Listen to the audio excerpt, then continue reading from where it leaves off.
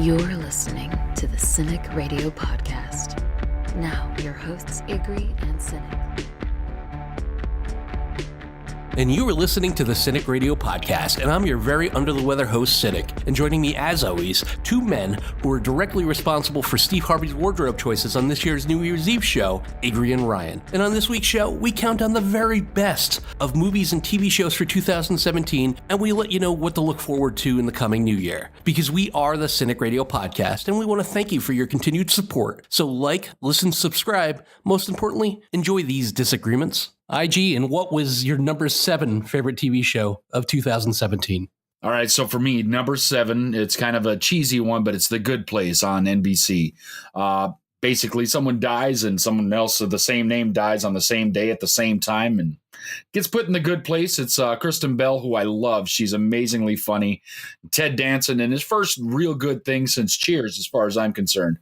Kind of everything else he's done has been junk, but I really like this show. It's fun, and maybe she's really not in the good place. I mean, it's kind of a messed up show, but I really, really enjoy it. NBC scares me a little bit. Have they renewed it for season 2 yet? They've actually renewed it through season 3. That's fantastic. Then maybe I'll give it a look. Ryan, how about you? What's your number 7? I was back and forth between American Gods and Curb Your Enthusiasm, and I think for 7, I'm going to give Curb Your Enthusiasm the edge. I'm a huge fan of the show. I love because I'm not a big Seinfeld fan, but I love Curb Your Enthusiasm, and I think it was really a return to form. It's just as cringe-inducing and odd and weird as it's always been. Larry's just a little bit older, but I think it starts off crazy, and it keeps going, and I really thought that this season was a return to form, and hopefully they can milk another season or so out of it, because I think he definitely has not lost it. Well, you don't really have to like Seinfeld to like Curb Your Enthusiasm, because you can really see that Larry David is the Seinfeld show. Yeah. I mean, because listening to Jerry Seinfeld talk, he is not like that character on Seinfeld, but he is absolutely just like Curb Your Enthusiasm. Yeah. It's hilarious. And I think it had a cameo, like Lin-Manuel Miranda was in, I think, the last couple episodes, and it was just it was amazing to watch him kind of interact in that world of the world of Larry David. And I just really loved where the season went, and it's just as batshit crazy as the show's ever been. And they're coming off a pretty huge layoff, right, Ryan? It's been quite a few years. Yeah, that's a ridiculous long time. And he just kind of comes back and he's as strong as ever, which is just, it speaks to the quality of the content. Number 7 for me, back when I was a little cynic sitting in front of the big TV that you had to get up and turn, I loved wrestling. Ryan and I have discussed this at length on the show, and I didn't quite understand the full length of why I liked the show so much when I was a little boy, but it's been re-envisioned into a kind of comedy drama on Netflix, and that's Glow. Alison Brie is fantastic as Ruth Wilder. We were just talking about before we came on air. Mark Maron plays Mark Maron, and it's a reimagining of the Wrestling Federation and what they went through to get on TV, and what a mess and how hilarious it was. I loved it. I hope they come back for a season 2. It's on Netflix, and you're going to see from my list exactly how badly Netflix has just taken over the world, because it used to be, hey, whatever show is new and hot, check it out on HBO. But my list just completely reeks of Netflix. IG, what's your number 6? Number 6 for me is Shameless on Showtime. And, no matter how messed up these people keep getting, it just cannot surprise me anymore how far and deep they continue to go. The latest season just ran through most of its run before the new year, and oh my goodness, is it just as good as the first season was. I'm really enjoying it all the time. I'm having a great time with it. Just when you think they can't get into wackier and crazier scenarios, they just find a way to do it.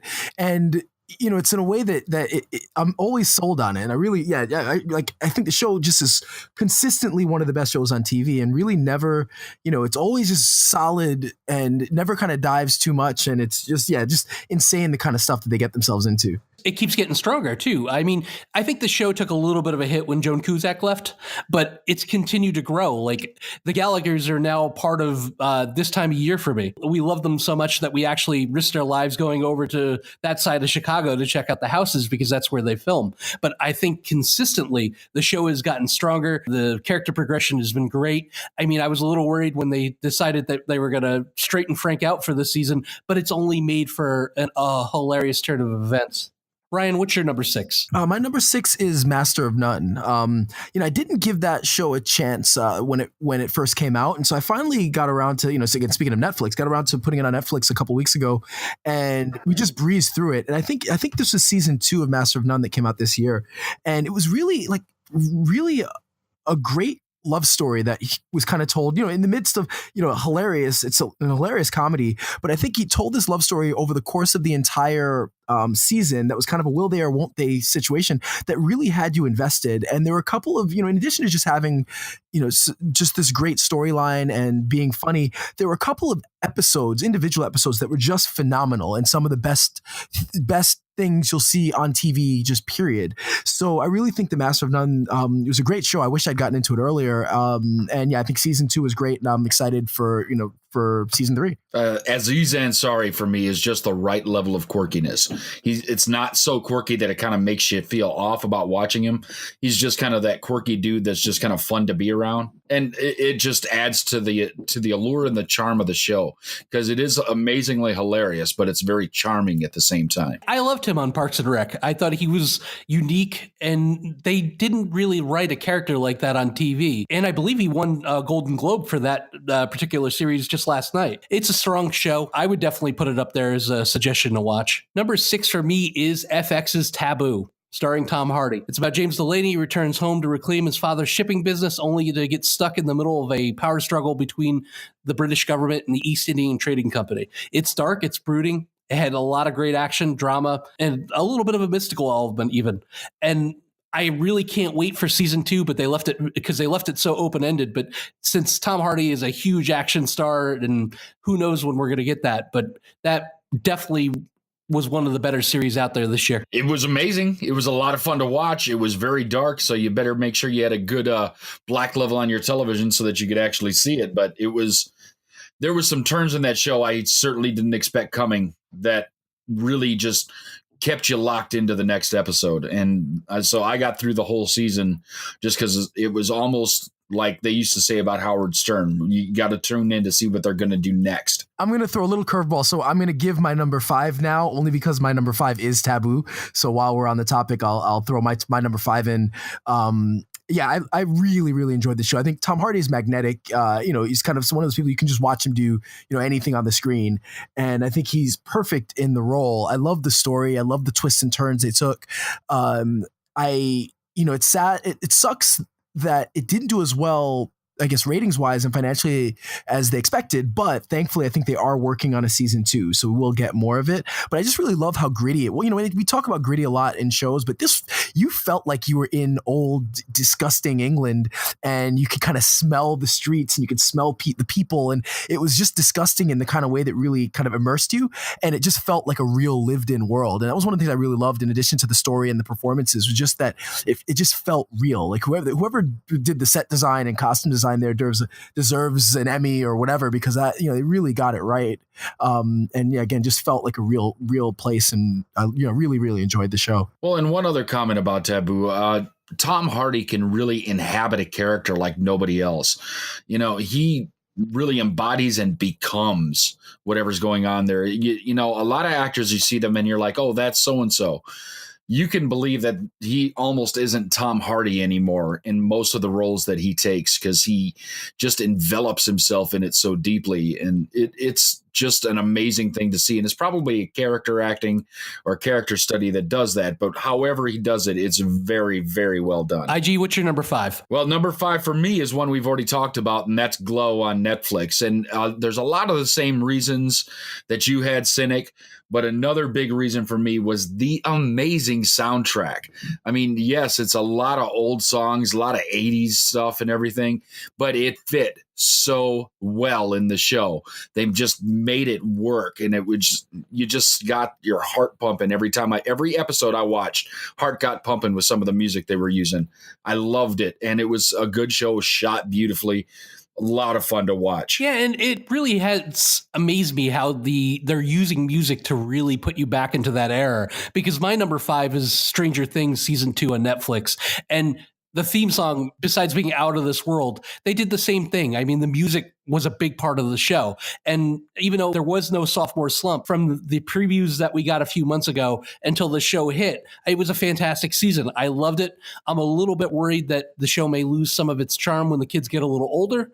So I hope they pump them out as many as possible and as fast as they can. But I love Stranger Things season 2 on Netflix. Number 4 for me is Rick and Morty season 3.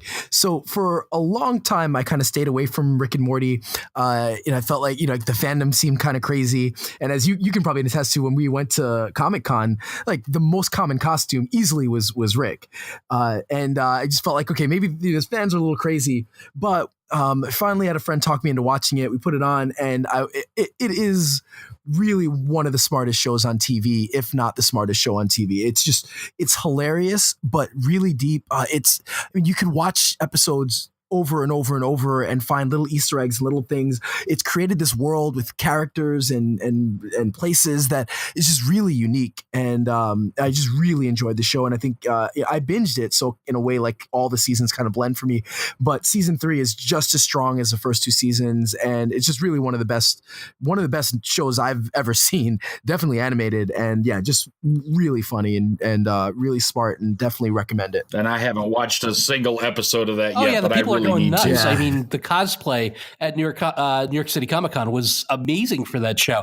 I'm familiar with it. I'm not a huge fan of it, but I do respect that the fans are. That, I mean, it's talked about a lot on Facebook, and the buzz around that show is pretty big. Number 4 for me is a mainstay for the last 7 seasons, and that was Game of Thrones. I mean, it had its pacing problems, but season 7, I wish we could have got a few more episodes, but they knocked it out of the box. The show remains strong. I mean, it's traveling at a breakneck pace. I just can't wait for season 8, and they're torturing us by saying that we may not see it till maybe 2019. HBO, once again, we're waiting for an undetermined amount of time for the next season of Westworld, and they're going to do the same thing to us at Game of Thrones. And I think sometimes maybe the shows are getting a little too big, and they're becoming too large to film and too expensive. And I wish HBO would scale it down a little bit and give us a smaller scale thing that will be back yearly. How about you, IG? What's your number 4? Number 4 for me, Mr. Frank Castle as the Punisher. You know what?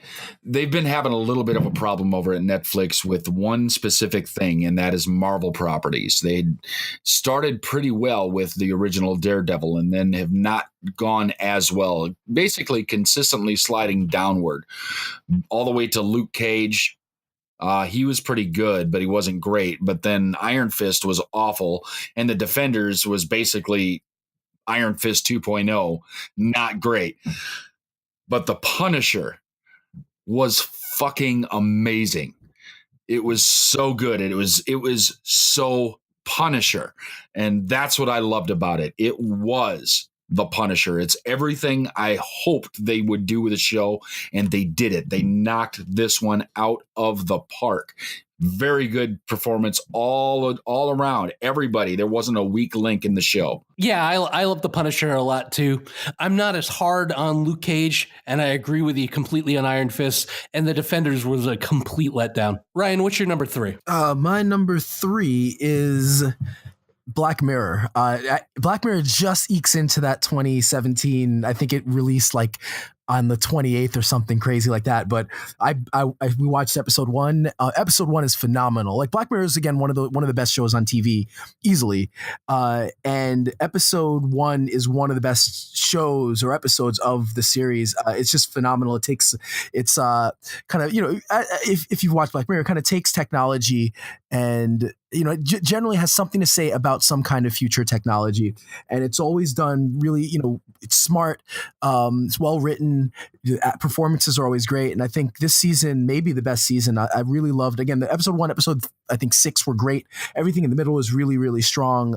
So I definitely love Black Mirror season, I believe it's season 4, and just continues to be just one of the strongest shows on TV. Number 3 for me, I'm now at Game of Thrones. Again, some of the things that happened in the season were basically unforgettable moments in the series.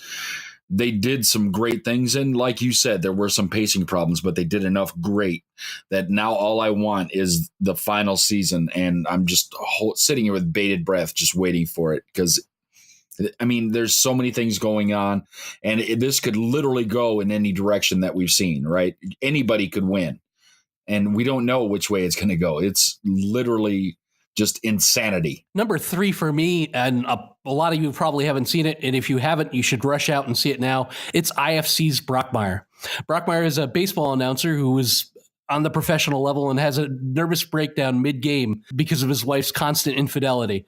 It's cringe-inducing, it's raunchy, and it's hilarious. And it stars Hank Azaria from The Simpsons and every place else, and Amanda Peet.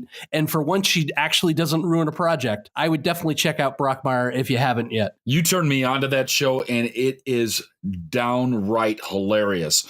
And it's available probably on your on-demand if you have any kind of cable system to go and binge watch. And if you haven't, you really should.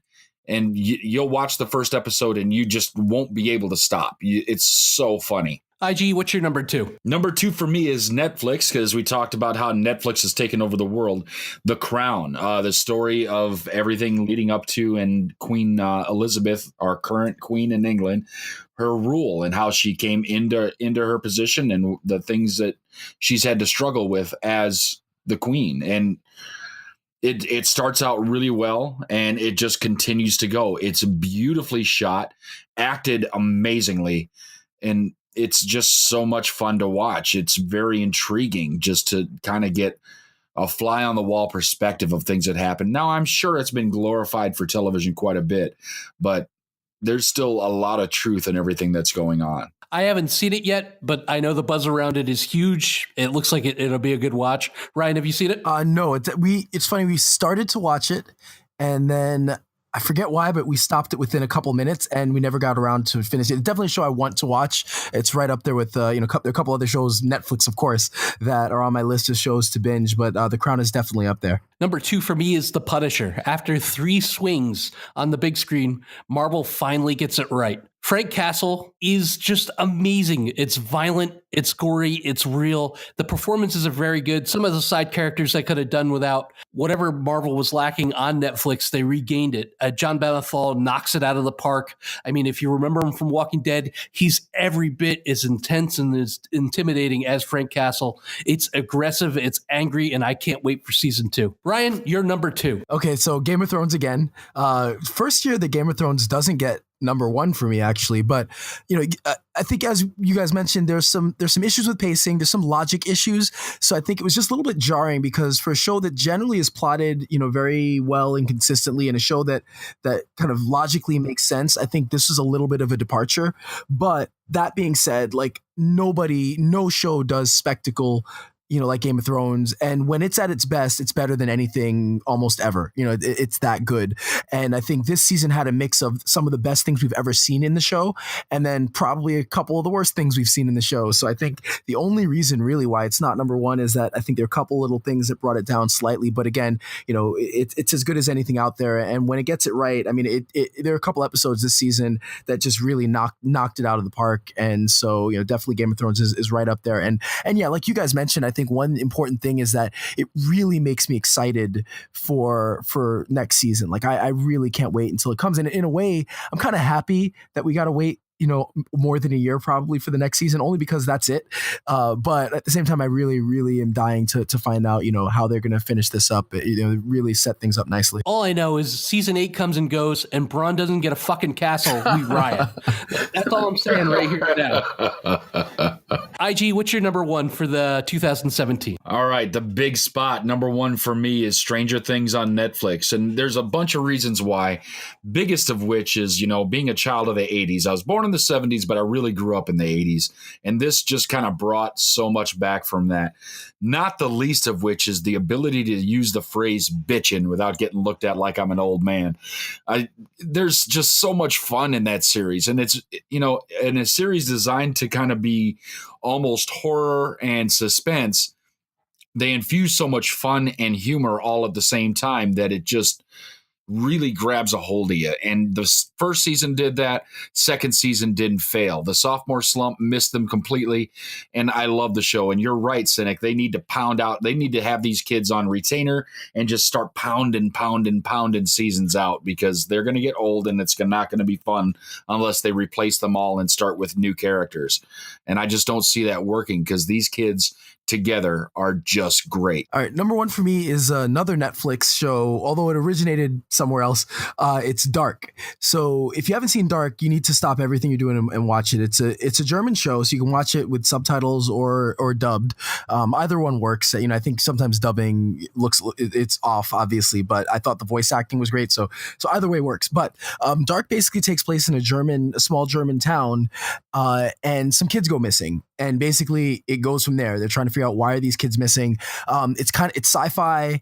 It's got a little bit of time travel, but you're not kind of hit over the head with the sci-fi elements of it. It's a great mystery, and it really, it's just a great show. The performances are great. It's really well written. The twists feel organic, and they don't feel like they kind of come out of left field. It's really a great show that, I was from minute one, I was hooked, and we literally watched the whole show in one day. So it's like 10 episodes, and we watched the entire thing on a Sunday. It was that good. I was up till 3:00 in the morning watching that show. So definitely number one for me is Netflix's Dark. It's kind of it feels like a mix between Stranger Things and kind of like Man in the High Castle, and it just really, really works well. So I highly, highly recommend it. If you haven't seen it, to me, it's easily the best show this year. Number one for me, surprisingly, is another Netflix show. I know, the sit down, hold your seats, is Mindhunter, the Netflix exclusive, which takes place in the 1970s. And it's basically how the FBI learned to profile serial killers using psychology. And that was extremely taboo at the time. The acting is very solid. It scored 96% overall on Rotten Tomatoes, and they used real serial killer profiles during the show. And the guys that played the serial killers were amazing. It was spine-tingling to see what these guys went through. And it really brought you into the moment as they were interviewing these guys and trying to get psychological breakdowns of them. I can't recommend it enough. What was the name of that guy, the main serial killer that they started interviewing? Ed Kemper. Right. And I saw some videos where they put the Mindhunter video up alongside of the actual Ed Kemper. And it is eerie how close they are. It was so well done. And just the amount of psychology and the way they put that out to everybody in that show was totally worth watching. I did really enjoy that show too. And you turned me on to that one. Yeah, it was really great. And I love that it defied what you expect out of a show like that, because you're thinking you're going to get some kind of like, CSI type show, or it's the other one, one of those shows where they're, the one where they profile the criminal. Like you're expecting one kind of a show, and it really isn't. It's very cerebral, and it's I don't want to say it's slow paced, because that gives a negative connotation, but it goes at its own pace, and it allows, like, kind of gives the viewer and the actors and room to breathe, and allows the performances to really come out. And I really, really love that show. It just missed out on my kind of top 7, but it was a really strong show, and I love the performances. All right, so we jump from the small screen to the big screen. IG, what was your number 7 movie of 2017? Number 7 for me, it's a sequel, War for the Planet of the Apes. Nothing can be said but good things about these series of movies, especially how they've been acted, at least from the ape perspective. They've been really amazing. That, and Woody Harrelson is in it. And, I'm sorry for anyone who doesn't believe this. Woody Harrelson is amazing and almost a can't miss in just about everything he's done in the last 20 years. He's always been good, all the way from basically White Men Can't Jump to now. Everything has been great. I really think that in this movie especially, he steps up his game even further. But that being said, the motion capture and the way that they presented the apes in this movie was just amazing. And the story itself was great to watch. On top of all that, it was beautiful to look at. It was just an all-around good flick. IG, I couldn't agree more. I love this movie. I watched it on a play ride back from Walker Stalker that we went to. It's just intense from the word go. The motion capture and Andy Serkis once again as Caesar was amazing. The special effects is so believable now that if you think back to where it all came from, and they're in costumes and the mouths barely moved, and sometimes you could see the actor's eyes, to now, that movie was everything we wanted. And I'll remember that movie because as we were flying into LA earlier in the year, there was a huge, like 10 or 15 story building with a billboard for that. And I couldn't have been more excited about that movie. It didn't make my list, but it was definitely one of the top movies of the year. Ryan, what's your number 7? So my number 7, I had two at number 7 that I couldn't decide between, but I decided between one because I'm pretty sure you guys will have the other one on, so I could talk a little bit about that. So I'm going with The Big Sick. So The Big Sick is kind of semi-autobiographical by Kumail Nanjiani. I think I'm pronouncing his last name. And it's just a really charming movie and, get a great love story. Really sweet movie. The performances are great. All across the board. Even Ray Romano is in it, and God, I'm forgetting. Holly Hunter plays his wife, and it's just that she's great, and it's just a really funny, charming movie with like tons of heart, and I just really, really love that movie. So, again, it was kind of tied, but I'm gonna go with Big Sick as my number 7. I've got a couple honorable mentions that I think people should check out. I know Tom Cruise has a stigma attached to him, but American Made was fucking amazing. And another one with Woody Harrelson, IG just brought up, and Frances McDermott, 3 Billboards Outside of Ebbing, Missouri. Great movies. You should definitely check them out. But number 7 to me, surprisingly so low on my list, was Star Wars The Last Jedi. Boo. Listen, it was a strong Still top 7, It made the list because it's Star Wars, and I've watched it a few times over. By the way, I believe Ryan George is a paid representative of Rian Johnson. Probably I got so much flack for the people over our Star Wars review. Like, what Kool-Aid did Ryan drink that everything all right? He agreed with everything that happened in that movie. He just kind of stood there and nodded his head like, all right, flying Leia, Anyway, I've grown to love the movie more and more the more I watch it. It's Star Wars. It's always going to play close to my heart. I can't wait for episode 9, but unfortunately, it falls all the way to 7 on my list. IG, what's your number 6? Number 6 for me would have to be Thor Ragnarok. And it's not because it's bad. It's just because there's so many other good things that happened this year. And, we've said it to each other before. Thor Ragnarok is basically Planet Hulk with Thor in it. But it was just well done. It was very good to watch. It was a lot of fun. And you know what? Just like every other Marvel movie, really well done. And what they did really well in this movie was their use of color. They had so many different colors going on in this place. It was weird to look at, but so 80s inspiring, but still kind of in the now. And that really worked. And again, music. They used so much music in this one that kind of got your heart pumping. So, they're really starting to learn that music can play a big part in this. And for whatever reason, it's my generation of music that's getting everybody ramped up for all this stuff. So it just makes me even happier. Number 6 for me was Logan. And I'm not going to lie, any movie that uses Johnny Cash's cover of Nine Inch Nails is Hurt already scores major points in my book. Logan delivered after 2 so-so Wolverine movies, which was hard to take because everybody loves Wolverine. If you love comic books, you love Wolverine. And it just didn't seem like Fox knew what to do with the Wolverine character. Now, when I heard it was going to be Old Man Logan, I was a little apprehensive, but it worked. Everything from start to go, it was almost like a soul-crushing movie. To see Professor X in the state that he was, to see Old Man Logan losing his powers. But X-23 was fucking visually amazing the way they did it. I hope it launches a franchise for it. I hope they continue to use the same actor. And in my opinion, this was Hugh Jackman's career-defining role. And maybe not his last one as Wolverine, since now Disney has bought Fox. We can look forward to maybe seeing a little Avenger Wolverine. I'm hoping, keeping my fingers crossed. Yeah, Logan was a movie that I had tied for 7, and yeah, I think it was a fantastic movie, and really, I almost feel bad. I feel guilty not finding a way to get it into my top 5 even, because it is such a great movie. It is a career-defining performance, and it's funny because he's getting a lot of praise. I think he was nominated for the movie kind of loosely based on P.T. Barnum. I'm forgetting the name of it that just came out. But I'd argue that he deserved a lot of accolades and recognition for this role because it just really was phenomenal. And I really love Logan as a movie. It's great, and it's really rewatchable as well. Patrick Stewart too. He acted his ass off in that movie. Patrick Stewart as a broken down, Alzheimer's and riddled Professor X was fucking great. Despite all the problems with the previous Wolverine movies, you can't not love this movie if you're a superhero fan. IG, what's your number 5? All right, number 5 for me. It's technically got 2 titles. The first title being Wonder Woman, and the second title is Hope that DC can finally do something fucking right. Oh my God. They finally made a superhero movie that is worth watching, and certainly worth watching more than once. They did this. Basically, they followed the Marvel formula and made an amazing movie. It was beautifully acted, beautifully shot. There's just enough humor in it to keep you interested and keep you entertained. And the action was done really well. The weak point on this movie was the villains. They could have chosen better villains to go across, or at least more believable ones, but it didn't matter. For once, having a shit villain did not matter in a DC movie. Wonder Woman kicked ass. I'm going to jump in here, too, because it was my number 5 as well.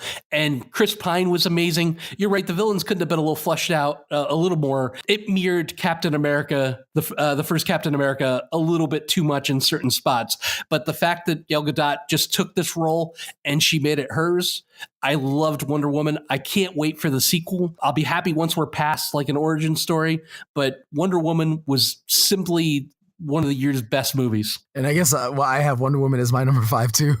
It was really an outstanding movie, and I think it was a departure, obviously, from what we've seen before and since when it comes to the DC films. And I think, like you guys said, I think the third act is a little, it fell into a lot of the third act nonsense that we get in all these movies. And that maybe, if it was a 9.5, that might have dropped it down a half a point for me, only because it was just a little too much. It was your generic villain, just crazy CGI that wasn't all that great. But otherwise, I mean, acts 1 and 2 are amazing. That the No Man's Land scene, is up there with, the Vader at the end of Rogue One, and, other major kind of CGI things that or action scenes that's just as good as anything I've ever seen. When it comes to action in a movie, it was so well shot, so well done. It got you into it. It was emotional. It, pulled you, right into the middle of that. I really love that scene, itself, was worth the price of admission. But yeah, Wonder Woman, really, really loved it. And I'm excited to see, where they go with that character. And it's almost like just keep her away from the rest of the Justice League and you'll get a good movie out of it. IG, what was your number 4? Number 4 for me was is it a sequel? Is it a prequel? I don't know. And it was a big turn when it finally came out. Spoiler alert, it's Split. The man with 23 distinct different personalities, abducting girls and doing whatever crazy stuff. An M. Night Shyamalan movie that I actually enjoyed, which hasn't happened to me since The Sixth Sense. I really, really like this. And it basically, I think, ended up being a sequel to Unbreakable, which I loved. I loved Unbreakable and I loved Split. It was really well done. James McAvoy knocked it out of the park. If you haven't seen it, you really should check it out. I love that movie quite a bit. I've seen it several times. And the fact that it's now being used as a vehicle, that we're getting an Unbreakable 2, I can't say enough good things about James McAvoy's performance. I loved Split. Yeah, I agree. I love Split. I think I'm forgetting the movie before this, but because M. Night Shyamalan had another strong movie before this with a couple kids that were with their grandparents, and so I was slightly excited to see Split. I'd gotten good reviews, and James McAvoy is almost always good. But yeah, it was great because we were reading that there was a great twist, but it completely caught you off guard because really didn't expect that. Kind of at the end I was like a little underwhelmed, and then being a fan of Unbreakable, it was like, oh wow, this is amazing. It really is a sequel. It's a sequel to Unbreakable, and totally unexpected, and luckily that wasn't spoiled, and it really works. And even if you don't get that kind of surprise at the end, it's still a really strong movie that works really, really well. That was The Visit, by the way, which was actually a really good movie. The Visit, that's right. Yes. Yeah. The Visit I really enjoyed. I think I missed that one just because I'd been so disenfranchised with M. Night Shyamalan movies for the 3 or 4 before that. But this one just got so much buzz around it that I had to see Split, and I went and saw it, and I was not disappointed. Number 4 for me, who the hell are you guys? Well, Thor may not know who the hell they are, but I do, and that's Guardians of the Galaxy Volume 2. If you give me some Chris Pratt and some Rocket Raccoon, I'm going to see it anywhere between 2 and 80 times. The plot could have gone a lot of different ways, and I wish they would have had a slightly different villain for the movie. Of all the Marvel franchises going forward, Guardians is the one that I'm most excited about. I love every single character. I love the distinct and different personalities, and I love how this bunch of misfits is formed as a team. I can't wait to see them join up with the rest of the heroes in Avengers 3 because we know that it's coming. And P.S., give us back normal-sized Groot because I hate baby Groot. Yeah, well, we already had teenage Groot by the end of Guardians, so we should be all right to get back to big Groot here pretty soon. Ryan, you're number 4. My number 4 is Spider-Man: Homecoming. That was the kind of the Spider-Man movie I think we've wanted from the beginning. I think that the original ones were really good, especially Spider-Man 2 was great. But this really Tom Holland, you can't say enough about his performance, really captures what it is to be both Peter Parker and Spider-Man in a way that I don't think we've ever gotten, definitely not on the screen. It was charming. It was funny. I really loved Michael Keaton. He's great as a villain. And, just again, kind of going back to kind of really great scenes, that the scene in the car alone, again, worth the price of admission. There's such a strong, intimidating, scary person in that moment. So I really, really loved it. And again, being kind of setting things up, I'm really excited to see where they go with this now, where they go with this character now that he's kind of in the MCU. And it's definitely Homecoming was great, and definitely easily number 4 for me, if not, almost wanted to put it a little higher. And it breaks my heart that I didn't put Spider-Man into the ones, but I didn't want to be too superhero heavy. Yeah, that's part of the problem. But you know what? You're right. And Michael Keaton is almost another one of those can't miss actors. I mean, I've loved him in everything except for that Birdman movie. I just couldn't get into it. That thing was just weird. And I didn't get it either. IG, you're number 3. Number 3 for me has got to be It. And I'm not a big horror movie fan, but this was really well done. And having seen the original It with Tim Curry, this one was better. And that's not something you can say very often about remakes of something, is that the remake is better than the original. They really did this well, and it felt very timely for now, but also very timely for the period it's set in. It was well acted. It was well produced. It was beautiful to look at. The clown was fucking terrifying. Pennywise was played so well. I mean, I could just feel fear building in me whenever he was on screen. And I'm not afraid of clowns. And it still kind of freaked me out to watch Pennywise. So I loved it. It was a really well done movie. It deserves all the accolades it's gotten so far. It is great. So my number 3 is War for Planet of the Apes. I would argue that this trilogy is maybe among the best trilogies ever. I mean, really, when you consider the consistency and how strong each one is. Like, I think the Dark Knight trilogy is up there, but the Dark Knight Rises arguably is not a great film. Obviously, Star Wars, the original trilogy, is definitely up there. But I think it really caps what was to this point just a fantastic series of movies, and I just think it was just a phenomenal movie and an achievement. Obviously, we talked about the effects, and it's basically telling the story of Exodus. It's like Caesar's leading them to the Promised Land, and it just ends on such a great note. And again, it was a movie that I didn't get quite what I expected, but what I got was what was necessary, and what really was a great way to finish that story. And while this trilogy is finished, I think it does leave room to advance the story. And I really just can't say enough about it. I really, really have loved all 3 movies. War for Planet of the Apes was a great way to end that series. So I need to back up here for a second, Ryan, because you just said that the original Star Wars trilogy is up there. Did you really say that after everything you said about The Last Jedi? Are you somehow recanting that somehow The Empire Strikes Back is lesser than The Last Jedi? We still haven't gotten episode 9. We haven't gotten episode 9 yet, so... Right, but we're talking about the original trilogy, which has been around for a while. Yeah. We know that's great. No, Don't we say know it's great. up No, I'm there. not saying. I meant that. I guess I should say up there with Planet of the Apes. But no, I'll say the original trilogy is Planet of the Apes is a fair piece behind, my friend. I'm sorry. You will not get an argument with me on that. but no, you're right. No, original trilogy definitely will rank higher for me in trilogies. But when you compare it to like, let's say like The Godfather, for example, which you get two amazing movies and one shitty movie, or same thing with Dark Knight. Like I like The Dark Knight Rises more than most, but it's still not at the level of the first two. So, but where this, I think, is just consistency is as good as anything. Oh, you're absolutely right there. I just had to tease you for a second. Fair enough. The only problem with the Dark Knight trilogy is the way that they ended it. Other than that, it was pretty fantastic. Yeah, no, I think that The Dark Knight Rises was a good movie in spots and just a mess in other spots, and but otherwise, like, I think it could have been, especially with Nolan, like it could have been so good. Like it's a whole other topic of discussion, but it could have been just the best trilogy. It could have been, better than Star Wars, but no, it was not. Okay, number 3 for me is Thor Ragnarok. As great as Chris Hemsworth is, the casting is almost perfect for him. Thor has never been my favorite character in the movies or in the comic books. This third time, they did it right. They hit a home run, stealing most of the content from the Planet Hulk comics, and I loved everything about it. Hela as the villain.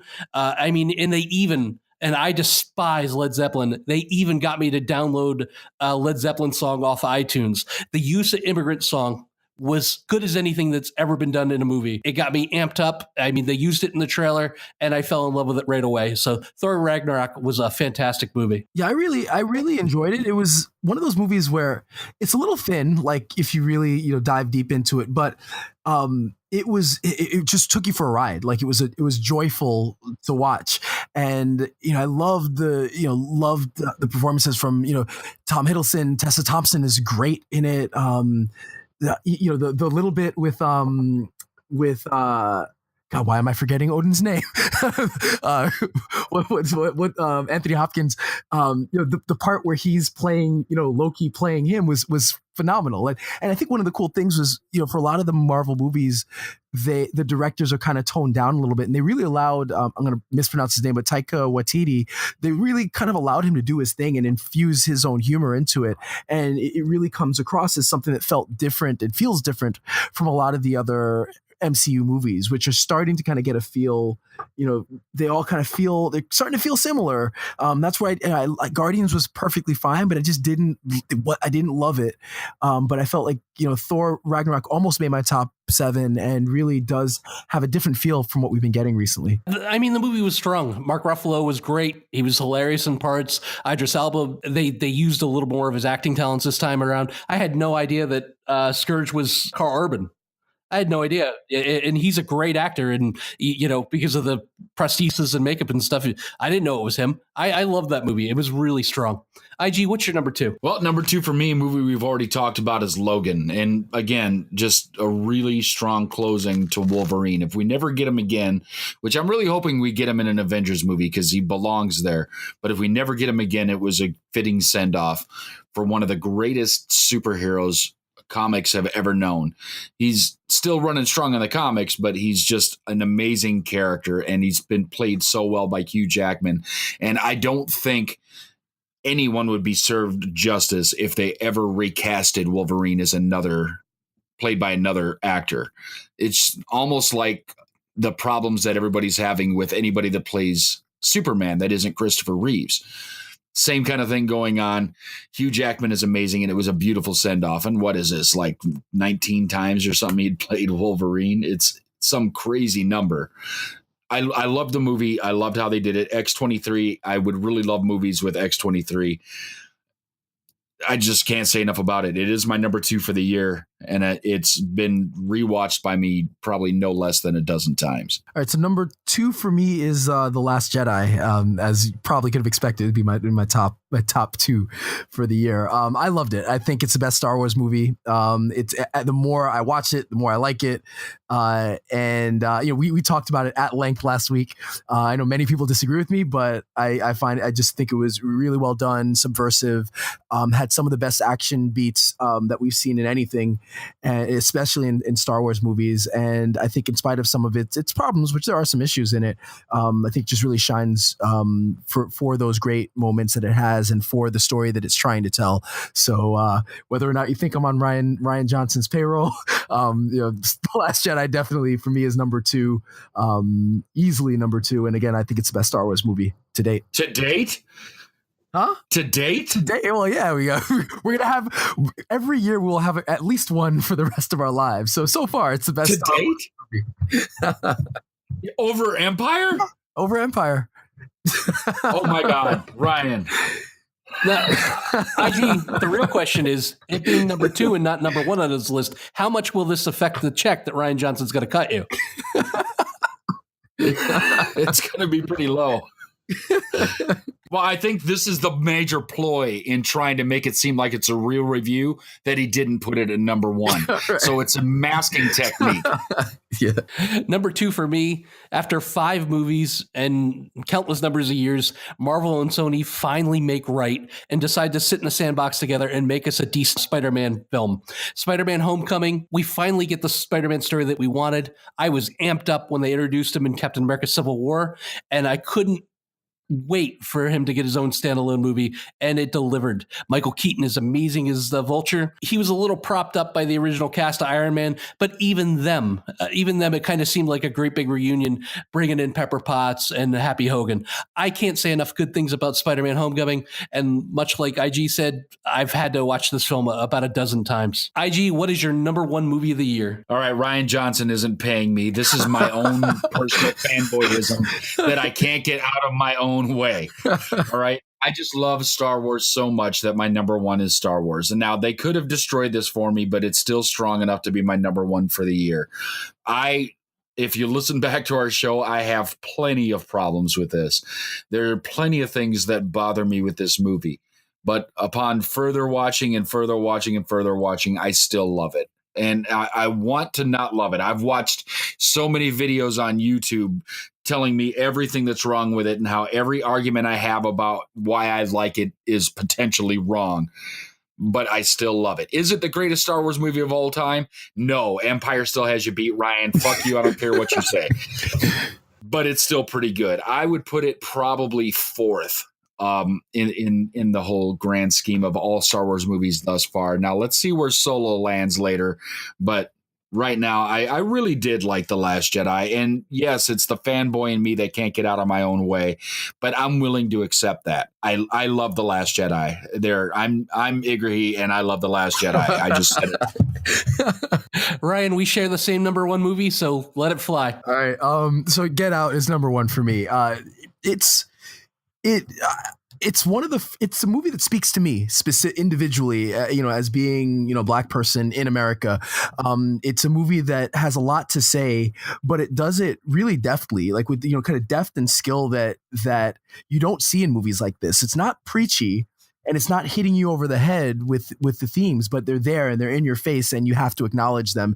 And I think, considering that this is Jordan Peele's first movie, it's an incredible feat to have been able to handle something like that. And I think it's a movie that is just, again, it's like infinitely rewatchable. It's hilarious. It's scary when it needs to be. And again, it really it's such a deep movie that tackles so many important themes. While, mixing everything in, it's just incredible. And the performances across the board are phenomenal.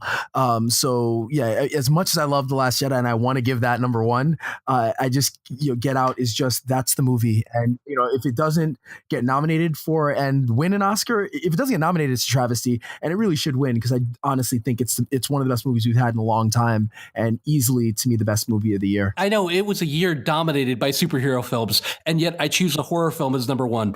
Jordan Peele killed it. I mean, it scored a 99% on Rotten Tomatoes.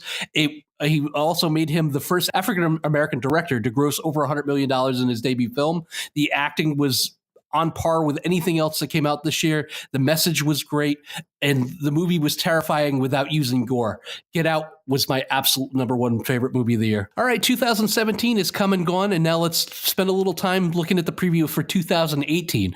What shows are you guys excited about in the upcoming year? IG? Well, I'm looking at Netflix again because just they're ruling the world now. And for whatever reason, their original content is hands down probably the best stuff out there. Now, Amazon is doing a good job trying to catch up.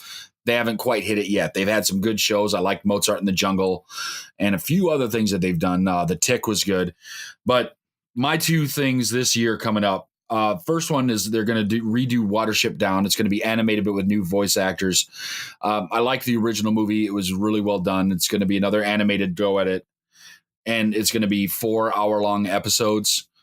I'm looking forward to it. I think that's going to be good. And the next thing I'm looking forward to, and I really hope they do this well, is going to be Lost in Space. Now, this was an original 60s show, and then they made a movie in the early 2000s that had Matt LeBlanc and John Hurt in it that was absolutely terrible. It's almost cringeworthy how bad that movie is. And I'm hoping that they're able to put this back into where it belongs, because you know what? Lost in Space, the original, is a very important part of sci-fi cinematic history.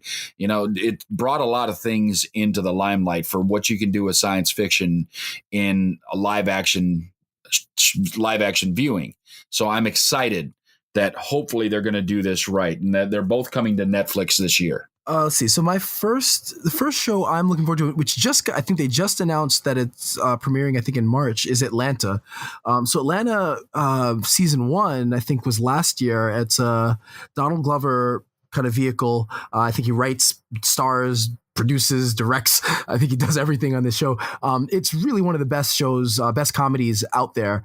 You can really tell like his kind of humor and sensibilities really come out, and you can tell that he's got a lot, it's his sandbox to play in, and there's not a lot of outside influence on it. And it's just a really smart show. It goes weird places when it needs to. It zigs when you think it should zag. And it's just a really funny show with a lot of heart. And I was really excited to hear that, season 2 was coming up, because he's got a lot of stuff going on. But I'm really, really excited for Atlanta. And if you haven't seen it, it's easy watch, because I think there are 10 30-minute episodes. So easy to watch, and it's just really, really funny. And I love shows again when the creator can kind of do their thing and there's not a lot of outside influence. The second show for me is The Expanse. So I got into this really late. I've heard for a while that The Expanse is the best sci-fi show on TV, and I finally got around to start watching it, and I can't agree more. I think it's great. I didn't get through season 2, so I couldn't put it on my list of favorite shows for the year. But it's such a great show that I'm really excited for season 2 or season 3 that's coming up this year. So definitely have The Expanse. Would have had Game of Thrones, but they just announced that they're definitely waiting until 2019. The two for me, number one is probably Jessica Jones season 2, which we're coming up on. Season 1 was very intriguing. It was dark. It was brooding. It was a little Luke Cage heavy for me. I think it got in the way of the story, but I really like the whole reluctant, troubled superhero vibe and Kristen Ritter is fantastic in the role. Jessica Jones season 2 is going to be really good. Probably the other one is Shy. Now, you're not that far behind, so you could catch up, because the premiere show was just the other day. But it has, everybody that knows me knows I'm a huge fan of The Wire, and it kind of has Wire overtones to it. It's about people that live in the south side of Chicago and the daily dangers they face for even just the smallest, stupidest decisions. Could have life or death consequences. And it takes a look at how the drug culture is affecting inner city Chicago residents. Check all of those out, because they're all great choices, and that's what you need to look for in 2018. So let's move on to movies. Ryan, what are you looking forward to in 2018 movie-wise? There's a lot to look forward to, but definitely Black Panther is one that I'm really looking forward to. It might have the best cast of anything I've seen in a long time. I mean, it's a deep cast, really strong actors and actresses throughout. Yeah, Ryan Coogler. He directed Creed. He's a great director. I love Creed. I thought it was a really strong movie. So I'm excited. I think the previews, the trailers look great. The effects look really cool. I love Chadwick Boseman. In the little bit that we got in Captain America Civil War. So, I mean, again, it's just got such a deep cast that I have really, really high hopes for this movie. And again, as a black, someone growing up black in America, to see a movie where they're just going for it. It's really exciting for me, because we really, haven't gotten that. So I think, they're also kind of more deep personal reasons for me really being excited about it. So I'm excited for Black Panther. And then the second one, there's a lot to look forward to, but Deadpool. The first one was so great. It was so funny. And I mean, everything around it, from the marketing leading up to it, it was just so perfectly done that I have really high hopes that Ryan Reynolds can get it right, this time again. I mean, he was basically born for this role. I think, everything in his life was leading up to the moment that he got to, play Deadpool, the real Deadpool, and not the Wolverine, the X-Men Origins version. But again, Deadpool was one of my favorite movies when it came out. It's hysterical, and I'm just really hoping that this one takes off where that one left off. So I'm really excited about Deadpool. Can't wait for their real marketing effort to get started.